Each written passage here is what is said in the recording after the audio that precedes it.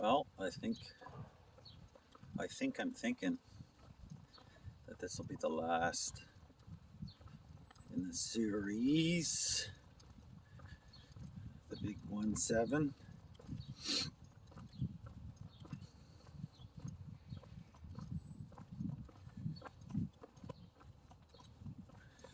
So what did I learn? What do I got? Where am I? Where did I come from?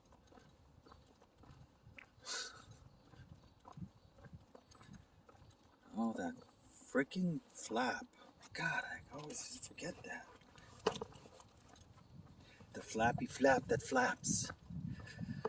Hardly something that you want to listen to.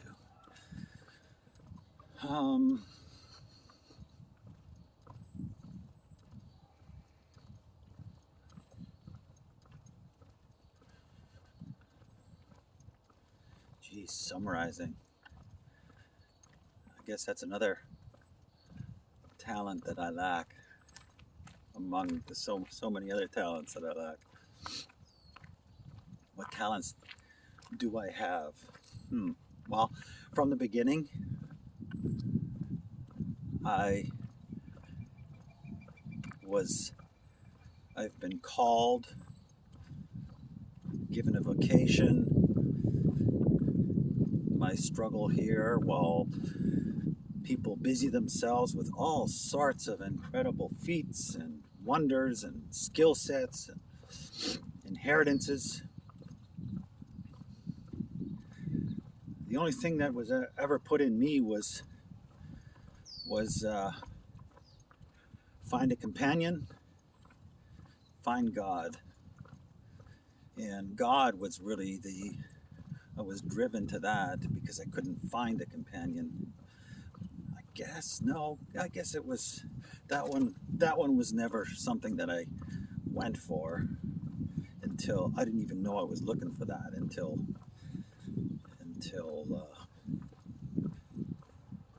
I didn't even know that existed. Hello. I didn't even know that was a thing until it was presented to me. And then it became a thing. Then it was a thing. Hey, then it became a thing. So that's the alternating current of everything, my entire existence. And to that end, hey guys, to that end, nothing has changed. And you may look at my art as the amalgam of those two streams joined together. The search for the beloved and the search for the beloved. One with a capital B, I guess. That's been the warp and weft of the whole journey.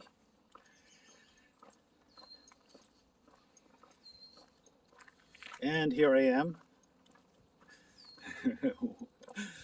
walking alone, as I've always walked alone through the world.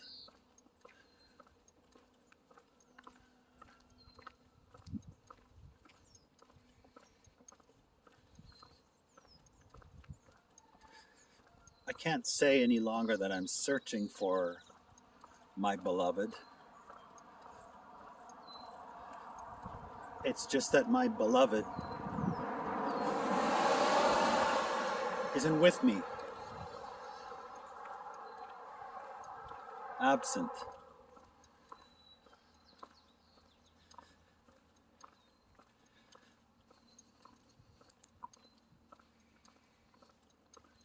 God, I smoke too much. Well, it's not smoke, but it's what's left of my vices.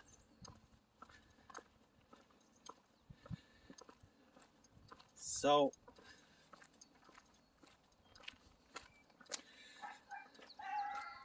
the writing is done.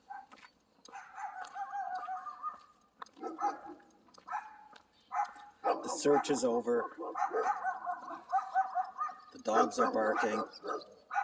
This stupid dog. What? What? What? Good God. What a racket. Such a racket. So much noise.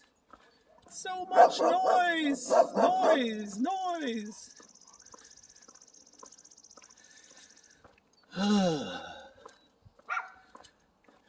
Country living.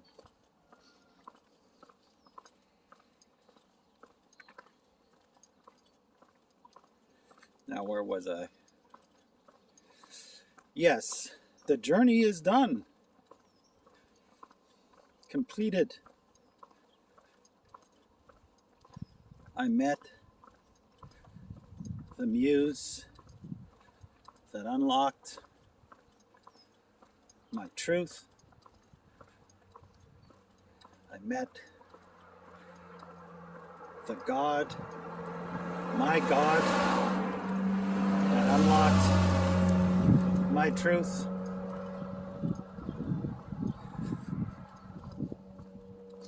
Right, so I left off. That's right, so my prayers, after 2 years of suffering, so we're like, everybody's basically in this position where we find ourselves in the heat of battle, and we've received what we know to be a mortal wound. So let's say a gut wound, and we know in looking at it that if we don't attend to that wound immediately, we will die. And yet, because we're in the heat of battle, if we attend to that wound immediately, we will die. And so that's the position that we're all in. And because we're in that position, uh-oh.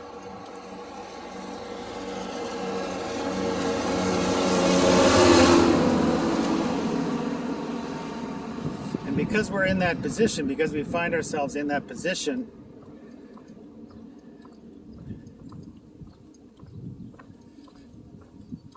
the only thing that we can do is, let's say, strap a pot lid or whatever, strap something to the stomach wound, hold our intestines in, and get out of the heat of the battles, where we can attend to the wound, which we must attend to, but upon our life cannot attend to.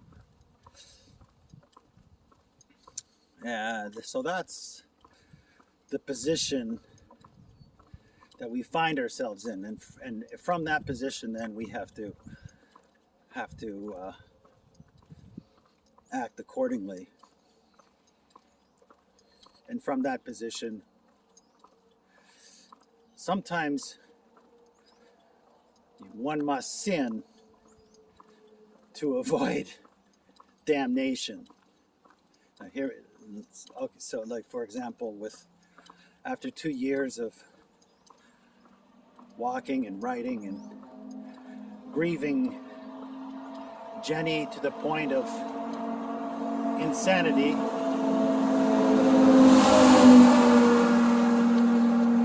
I needed to move on. I needed to let it go and to allow myself the comfort of another in order to survive. A pot lid to hold my guts in place while I found a way to get off the front line to attend to my wound. And that's exactly what I did. And thank God for Tracy. At this point, so much had changed in me. I had abandoned the idea of this crazy notion that I had that love is a demand. My expectations evaporated. I was radically transformed in that I began to meet people where they were at and to adjust my expectations accordingly, rather than meet people where they're at and demand that they conform to my expectations. A profound difference.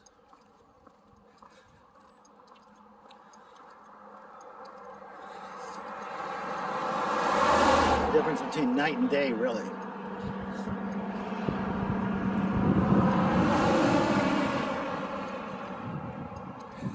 And from that, so Tracy has had addiction issues, and so really she was not available, not present. It was a good morning. It was a she great companion when she was there, but it was and remains a very casual, distant friendship, because she really is not available. She's available to herself. Her needs are so great that the expectations that I can place on her are so minimal. And yet her companionship, this is what I've learned. You just accept the companionship that you can get, and you leave the rest. So that's I learned and have learned to be self-possessed, to stream my self, my vision, everything into God, into Christ, and to walk humbly, self-contained, meeting my own needs, and allowing people to come and go at their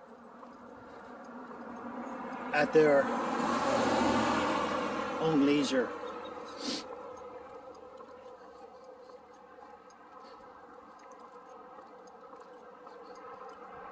Reserving judgment,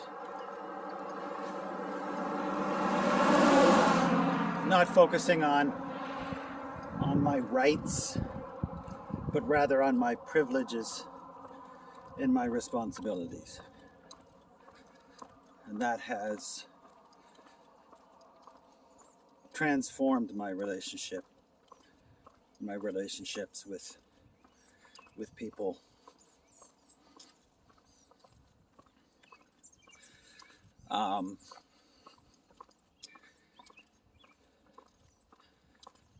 The rabbi that I was following, after the 2 years of intense prayer and grief, I once again abandoned religion. I didn't really abandon it. I abandoned Christ. I started doubting whether maybe he really wasn't the Messiah, and poured myself into Judaism, rabbinic Judaism, and focused on developing that for a number of years. And then that too collapsed when I perceived the corruption of the Jewish people, collective, the state of Israel, and just how compromised and corrupted it was, and realized, and that's certainly not. There's no salvation coming there. And it sort of allowed me to finally see that, in fact, it must be Jesus. Jesus must be the Messiah. There's just no other option. There's no other option. It's either him or no one. And realizing that even if he wasn't the Messiah, his beauty suggested that, if you found within yourself something that at least didn't want him to be, you found yourself recoiling, some sort of revulsion from that idea, there was a problem. That itself is problematic, and further suggests that he was in fact the Messiah, that he transcended the categories of beauty, truth, and goodness. Anyway, I settled that, and once that was settled, my faith was firmly fixed. It is, I believe now. I believe now that it is firmly fixed. There's no way that it can be shaken. So that settled my relationship to God became completed. The struggle towards what was right for me, the truth of what was right for me, became solidified, and so here I was. I had met a muse worthy of my search. I had met a God that was worthy of my search.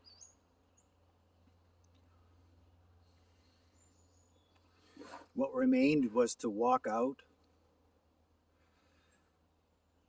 the remainder of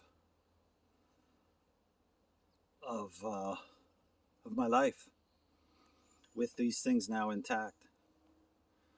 And so here I am.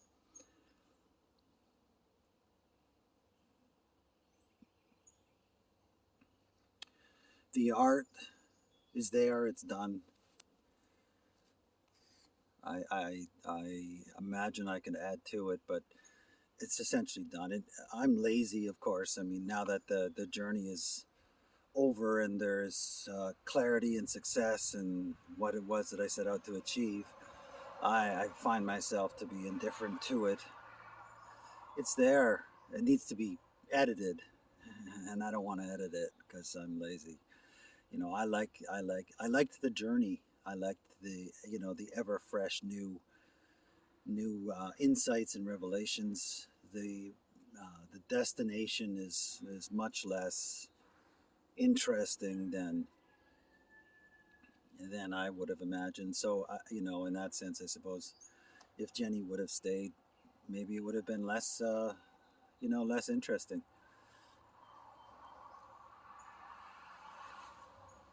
I am more or less content in myself. Yes, I'm lonely, of course, but look at the time, look at the age in which we live. The pandemic, the plandemic, didn't even really change anything in my life. I was so thoroughly prepared by the journey that it just doesn't mean that much. It hasn't changed much. It doesn't influence me that much because of how does that work? Because of what I've learned prior to it occurring. Walking in loneliness is just is to walk in the zeitgeist of the age, and the large reservoir of consolation that I have in me is really the gift that I have to share with others. I don't have money. I'm still unknown. The art remains obscure and unknown. My talents remain largely other than what I was driven to search out. Remain largely unknown even to myself. I have learned a great deal about people, about psychology, about how the world functions, how relationships function. And I sit and I wait for the next chapter to unfold. It's everything is finished. I wait for a new mandate, a new revelation from God, from Christ.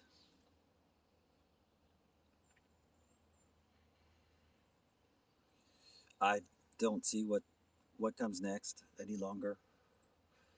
I don't. I have run the race. I have completed the circuit, and I have found gratitude and the favor of God. I see the whole journey of suffering as actually God's favor now.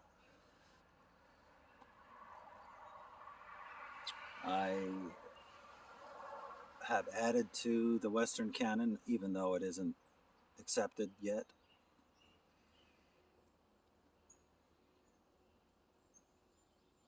There really is nothing more to say.